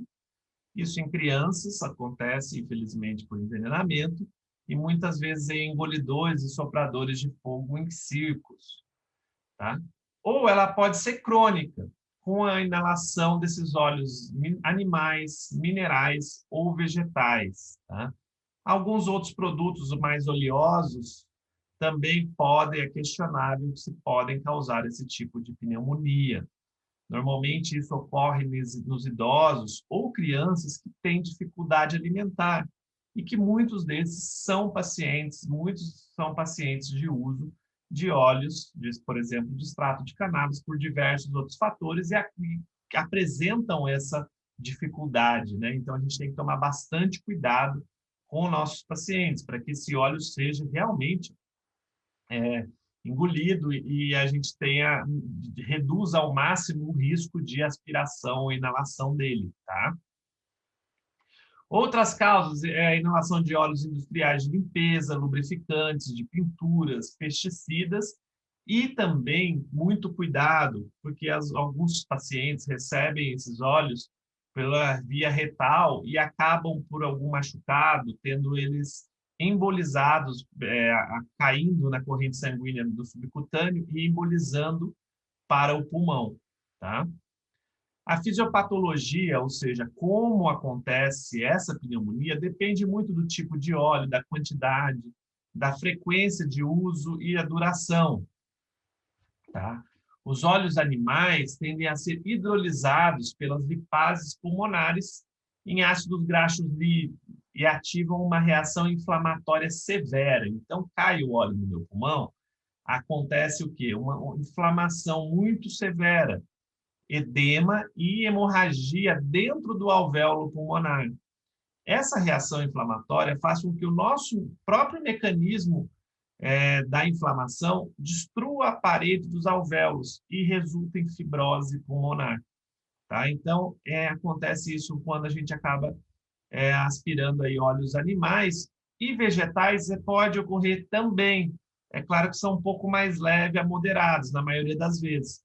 Porém, essa inflamação pode gerar ali uma fibrose em volta, uma reação em volta da onde caiu o óleo, e formando um nódulo ou uma massa, que a gente conhece como parafinoma. Tá? Então, ela encapsula aquela região onde caiu ali a minha gotícula ali, que por acaso foi aspirada do meu óleo vegetal. Tá? Agudamente, o paciente vai ter o quê? Tosse, vai sentir falta de ar e pode ter uma reação, por estar tendo uma reação inflamatória, pode ter uma febre baixa. Tá? Às vezes, nada acontece e é realizado qualquer exame, por exemplo, uma tomografia, e descobre um tumorzinho que, a hora que se avalia, é justamente uma reação à pneumonia lipoide, ali, àquele lípide. Então, é um incidentaloma. Foi achado incidentalmente, né? Um tumorzinho achado incidentalmente, que quando foi fazer algum estudo anatomopatológico, acabou localizando ali e percebendo que era por aspiração de algum conteúdo lípide, né? O paciente pode ter uma tosse crônica, porque tem alguma coisa ali que vai ficar cronicamente inflamando. Ele pode ter falta de ar, pode ter dor torácica, pode vir a ter hemoptise, perda de peso. A ausculta pode ser normal, pode às vezes ter crepitações ou sibilos. Então, tudo pode estar ocorrendo ali, várias alterações clinicamente, né? E imagem, basicamente, são as famosas opacidades em vidro fosco, que por vezes acabam se consolidando, bilateral, segmentar o lobar, né? Então depende ali da onde caiu, né? Se foi para todos os lados que acabou tendo essa inflamação, se caiu só uma gotícula ali, um pouquinho de óleo só num cantinho, tá? E podem ter nódulos mal definidos. Por vezes essa reação pode ser muito maior e gerar pneumatoceles, pneumomediastino, pneumotórax e até derrame pleural. Ou seja, várias outras manifestações podem ocorrer e a principal dela é essa famosa imagem de vidro fosco, que é essa imagem que eu vinha mostrando aqui nos outros slides, né? Essa região aqui, os alvéolos acabam estando inflamados, né? Com essa inflamação aí, os alvéolos acabam recebendo ali uma quantidade maior de componentes do processo inflamatório e tomam essa opacidade de vidro fosco aí que vocês podem visualizar, tá? Ele pode mimetizar achados clínicos e por imagem de outras patologias, como, por exemplo, um carcinoma, né? Então, aquela região onde caiu a gotícula, que meu corpo foi lá, encapsulou e formou aquele tumorzinho, pode lembrar um tumor de um carcinoma pulmonar. E a região de vidro fosco, muitas vezes, lembra a gente pneumonias virais. Hoje seria assim, um principal diagnóstico diferencial de uma imagem dessa seria uma pneumonia por Covid, tá? A gente tem diferencial por áreas de sinal e densidade de gordura no interior no nódulos. Ou seja, o que acontece? Se eu acho lá uma imagem que lembra um carcinoma pulmonar, mas se eu clico lá no meu, seja por uma imagem de ressonância ou de tomografia, e a gente consegue perceber que tem material de gordura dentro desse nódulo, me ajuda a puxar, atender para que seja uma resposta de uma pneumonia lipoide. Porém, o que acontece? Pela inflamação, pelo vidro fosco que gera em volta daquele tumorzinho, ela pode ser mascarada. Meu aparelho, eu posso não detectar essa gordurinha dentro do meu tumor, tá? Então, cronicamente, a gente mantém essas opacidades em vidro fosco consolidativas, só que ela pode evoluir para fibrose. O que acontece? Fica muito tempo com inflamação, começa a ter dano do interstício, que é a parede do meu alvéolo do meu pulmão, e a partir do momento que ele começa a formar uma reação fibrótica, a gente perde a arquitetura normal do parênquima do pulmão e passa a virar áreas de fibrose, ter um espessamento dos septos entre os lobos, né, os lóbulos, né, o interlobular, né, e gera o que a gente chama de um padrão de pavimentação em mosaico. O que é esse padrão de pavimentação em mosaico? É o espessamento desses septos junto com o vidro fosco. Então, você pega aquele vidro que estava fosco e começa a fazer uns risquinhos que vão ficando de fibrose pulmonar em volta dele. Então, o que era o vidro fosco transforma em pavimentação em mosaico. Tá? De forma crônica também, essas massas, né, podem se manter, né, os parafinomas, e geralmente são irregulares, porque a fibrose começa a retrair vários pontos ali e começa a dar uma forma espiculada para essa lesão, o que ainda fica mais suspeito aí de ser algum outro tumor. Então, a gente realmente tem que usar um diagnóstico diferencial, por exemplo, de amartomas ou metástases de sarcomas, que podem também conter gorduras. Não é porque eu achei a gordura que eu vou já falar, é uma pneumonia lipoide. Não, eu tenho outros tipos de tumores malignos que podem ter gordura, tá ok? A gente pode ter ainda algumas cavitações, né? Então, porque acontece a fibrose, destrói o alvéolo e acaba formando ali uma cavidade dentro do meu pulmão, ou áreas ainda de fibrose podem se calcificar a longo prazo, né? Então, vai acumulando ali, formando depósitos de cálcio. Na ausência de conteúdo gorduroso, ele acaba sendo indistinguível de neoplasias pulmonares, tá? Então, assim, daí realmente só a biópsia que vai conseguir fazer essa separação para a gente, tá? Então, aqui mostrando para vocês alguns casos de pneumonia lipoide, né? É um paciente aqui de 54 anos com história de aspiração aguda de óleo mineral, né? A gente tem o óleo, essa região aqui, com o padrão aí de vidro fosco e começando a ter alguns espessamentos, já evoluindo para algumas áreas de fibrose, que dá pavimentação em mosaico, tá? Aqui um outro caso, né, de 63, com aspiração crônica de vaselina, tá? A gente também tem o padrão de vidro fosco, já áreas consolidativas, tá, adjacentes, tá? Mostrando aqui as áreas de consolidação, tá ok? Mais um outro caso de 56 anos, tá? Com aspiração crônica de óleo mineral, mantendo ali o padrão de vidro fosco mais puro, né? E 80 anos com história de aspiração crônica de óleo mineral. Repare aqui nesse tumorzinho, né? Que a hora que foi biopsiado, chegou-se à conclusão que era uma pneumonia lipoide crônica, que se manifestou dessa forma, tá? E é um diagnóstico diferencial de um tumor, tá? A gente também tem outras áreas de consolidação aqui na frente, tá ok? Mas principalmente essa aqui posterior, que lembra um tumor até que se prove o contrário, tá? A gente tem que fazer a biópsia para diagnóstico fechar se é um tumor ou se realmente é um tumor maligno, né? Ou basicamente um tumor originário de uma pneumonia lipoide, tá?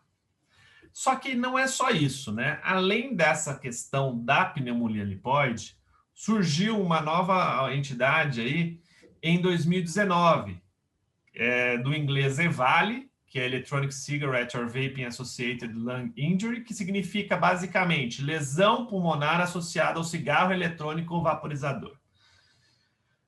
A gente teve, assim, alguns pacientes que começaram a surgir com lesões pulmonares e o relato era que todos estavam utilizando vaporizadores. Ok, o primeiro achado foi esse, daí surgiu, colocaram um nome lá nos Estados Unidos relacionado a EVALI, né? Que relacionaram essa processo, essa lesão, né? Lesão pulmonar relacionada ao uso de vaporizadores de cigarro eletrônico. Em 2019, tá? Monitorando desde março, se começou a perceber isso, localizou quase 1.500 pacientes e foi ainda subestimada. Por quê? Por ser uma lesão muito semelhante à lesão da pneumonia lipoide e de outras lesões, como pneumonia viral e outras mais, é muitas vezes subestimada. Ninguém conhecia essa entidade, né? E aconteceu que 98% desses pacientes tinham sintomas respiratórios por até 6 dias antes de internarem, tá? Muitos pacientes, o que aconteciam? Passavam por uma antibiótico terapia para pneumonia comunitária, achavam que era uma pneumonia comunitária e tratavam, tá? Faziam para outros exames para buscar uma imunodepressão, porque suspeitavam que o paciente tinha alguma imunodepressão por qualquer outro motivo e não se localizava.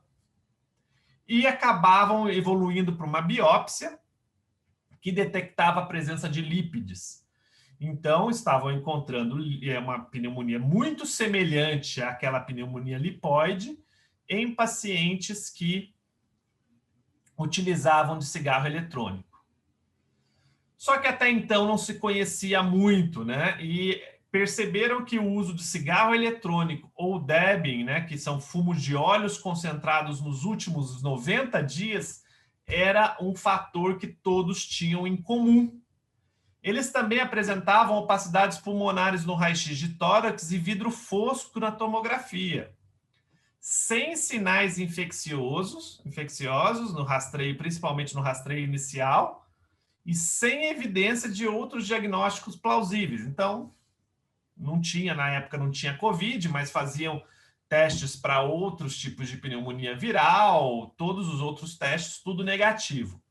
Estava começando ainda a Covid, mas não era na época que já tinha Covid. Então, ele permanecia ainda com uma fisiopatologia incerta e muitos estudos iniciais acabavam culpando até os canabinoides, mas foram descartados pela verificação em ocorrências de cigarros com nicotina, que não tinham nenhum tipo relacionado ao uso da cannabis.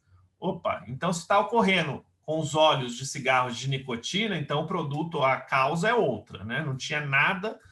Então foram investigar esses produtos dos cigarros eletrônicos e ainda tinham, e muitos desses pacientes que estavam utilizando esses produtos eram óleos de origem duvidosa do mercado negro e que acabavam utilizando no vaporizador, tá?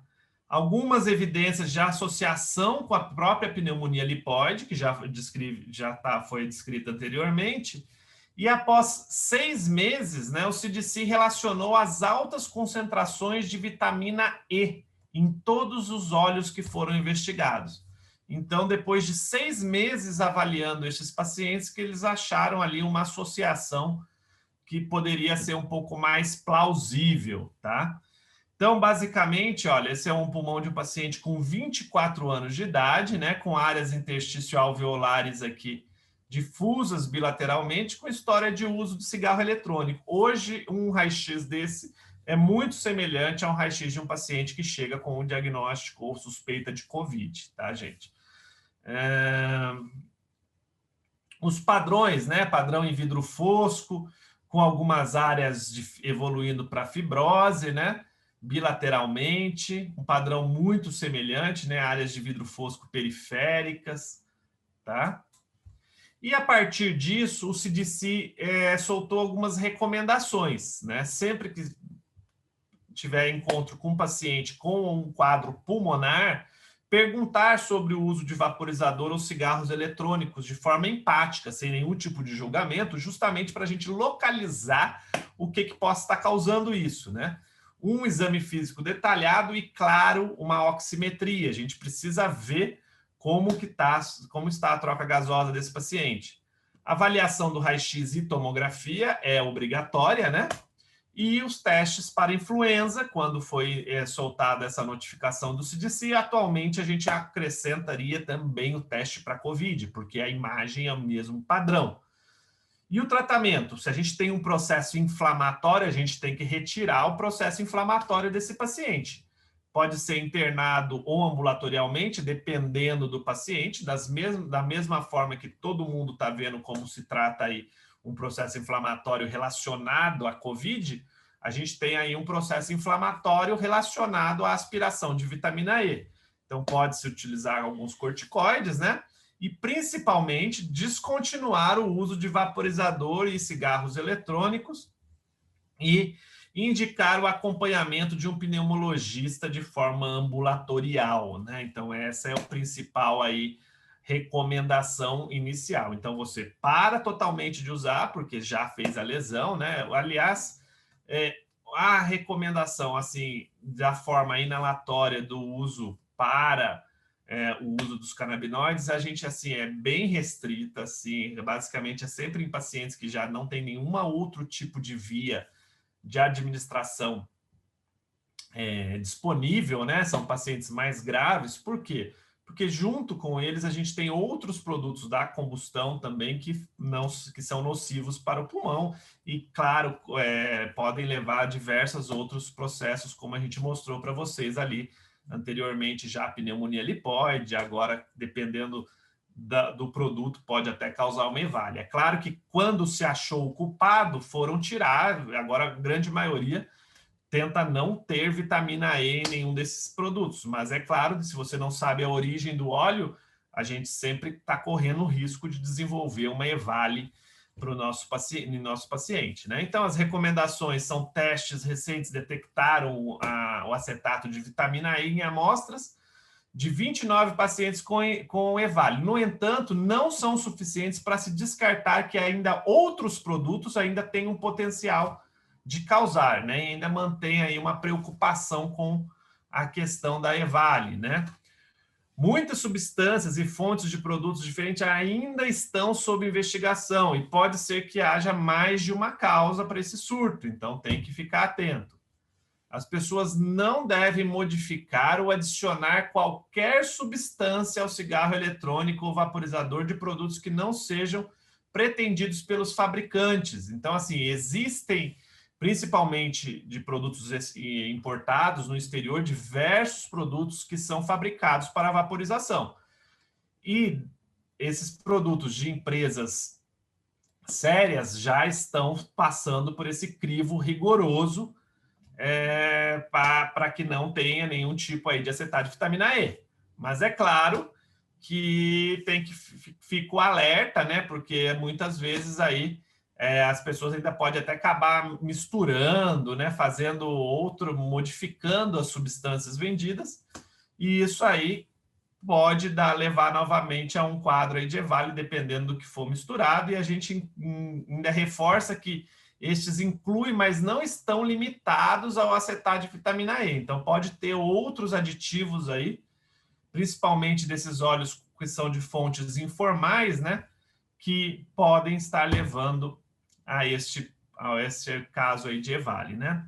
Como a causa ou as causas específicas ainda não são totalmente conhecidas, né, a gente tem que considerar também a abstenção de todos os produtos de cigarro eletrônico ou vaporização, tá? Enquanto aí continuam investigando isso, que foi a recomendação do CDC, né? Independentemente da investigação, cigarro eletrônico ou vaporização nunca deve ser usado por jovens, adultos ou pessoas que não usam produtos de tabaco e não devem continuar a usar cigarros eletrônicos ou produtos de vaporização. Essa é basicamente a recomendação completa do CDC que eu passei para vocês terem tudo que foi liberado por eles, né? Adultos que usam cigarros eletrônicos ou vaporizadores para ajudar a parar de fumar não devem voltar a fumar, né? Eles devem pensar os riscos e benefícios e considerar o uso de outros medicamentos que ajudam aí, né? Produtos aí aprovados, seja pela FDA ou por qualquer outro. E os adultos que continuam a usar o cigarro eletrônico ou vaporizadores devem monitorar cuidadosamente seus sintomas e consultar um médico sempre que desenvolverem sintomas relacionados à EVALI, tá? Então, tem que ficar atento, porque os cigarros eletrônicos ou vaporizadores podem levar tanto a uma pneumonia lipoide quanto a um EVALI, dependendo do que acontece, tá? São entidades muito semelhantes, levam um quadro pulmonar que pode, por vezes, ser muito grave, que lembra muito ali quando uma reação inflamatória que acontece, por exemplo, numa pneumonia viral, no caso aí no COVID. Então, o risco é basicamente você ter uma inflamação muito próxima ao que um vírus, o dano que um vírus faz no nosso pulmão.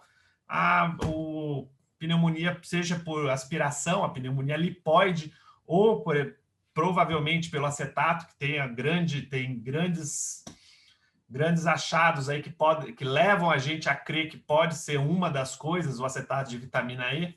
Ambos podem dar algo muito próximo a isso, que realmente precisa ser tratado e pode ser, por muitas vezes, grave, tá? Como a maioria dos pacientes com EVALI relata o uso de produtos de THC, antes de início de sintomas, o CDC recomenda que as pessoas não usem cigarro de vaporização com produtos de THC. Isso foi antes de acharem o acetato de vitamina E, e inclusive também relacionado porque muitos desses produtos com mais THC acabavam vindo do mercado informal, o que favorecia a presença do EVALI, né? Então, eles não devem comprar cigarros eletrônicos de fontes informais, como amigos, parentes, revendedores presenciais ou online.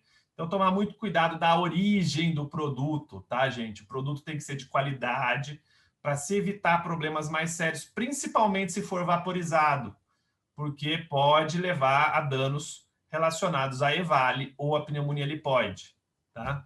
Então, aqui só para vocês terem uma ideia, né? A questão da EVALI, como rapidamente, né? 2019 e 2020 já saíram mais de 176 artigos e, como vocês podem ver aí, alguns deles até aqui foi inicialmente, né, achando que poderia ser o acetato de vitamina E presente em alguns cigarros eletrônicos de origem ilícita contendo THC, tá? Foi um achado aí que favoreceu, né? Os resultados aí falando que a vitamina E não deve ser adicionado aos cigarros eletrônicos ou vaporizados. O acetato de vitamina E não deve ser adicionado a esses produtos, né? E principalmente aí pessoal da parte legal aí para ajudar a limitar o surto que apareceu aí de EVALI aí no período aí de 2018 a 2020, né? Então, basicamente, o acetato de vitamina E, ele atua como um linactante e acaba endurecendo ali a viscosidade do nosso pulmão, do nosso alvéolo, né? Então, ele causa um aumento, um endurecimento do pulmão, muito próximo aí do que a gente vê que ocorre também nas pneumonias virais, tá? E acaba que, basicamente, como ele é muito próximo disso, a gente tem artigos aqui de 2020, né, mostrando a EVALI, né, que simula uma doença por Covid. Então, como a doença por Covid pode causar exatamente tudo isso que eu falei para vocês, é um processo inflamatório, um dano alveolar, uma fibrose que causa um endurecimento do meu pulmão, tudo isso, a aspiração desses produtos à base de óleos, e principalmente se conter acetato de vitamina E, ou se for uma aspiração acidental de um óleo, de um extrato de cannabis mesmo normal, pode levar a isso para uma pneumonia lipoide ou EVALI, tá? Ambos são duas entidades, mas são duas entidades muito parecidas, tá? E aqui mostrando um caso que, infelizmente, pode ter as duas coisas, né? Um paciente com infecção por Covid e com EVALI, né? As duas coisas acabaram acontecendo ali no mesmo paciente, né? Então, tudo isso pode acontecer, a gente tem que ficar muito atento, tá? Principalmente com a origem do óleo e, em caso de pacientes que tenham dificuldade de se alimentar, garantir que eles engulam, deglutam bem esse óleo, que esse óleo não seja aspirado. Se você note que o paciente tenha dificuldade de deglutição, que pode estar aspirando esse óleo frequentemente, converse com o seu médico, tente outras vias de administração, se for necessário, tá? Porque é perigoso se a gente causar uma pneumonia lipoide, principalmente em pacientes com dificuldade de deglutição, tá ok? Então, aqui, mais uma vez, mostrando uma imagem de EVALI, né? Também, hoje em dia, se a gente vê uma imagem dessa, é quase a mesma imagem de um paciente com Covid. Então, são quadros muito semelhantes, tá? O processo inflamatório pulmonar, o padrão de vidro fosco, a evolução para a fibrose, pela reação inflamatória, tudo isso é muito semelhante. E acaba que a imagem também é muito semelhante e a evolução também pode ser muito semelhante, muitas vezes levando até a óbito, tá? Então, aqui mostrando mais uma vez esse caso aí de uma infecção aqui, do caso do Covid, com um paciente com EVALI, né? Novamente. E é isso, né? Então, bastante atenção nesses casos. Agradeço muito a atenção de todos. Parabéns à MoveRecan, o apoio da SBEC total. Continuem assim. E muito obrigado e boa noite a todos. Qualquer coisa, estamos à disposição.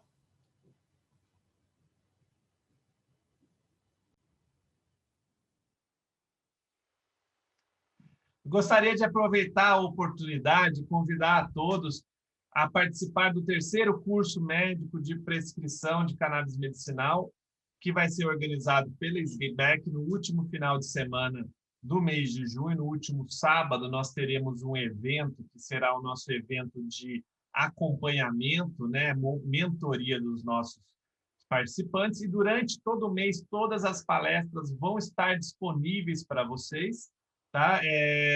Os participantes vão assistir às aulas que já estão pré-gravadas online, e o nosso sábado será o sábado em que nós vamos fazer o sábado de discussão de casos e tirar dúvidas.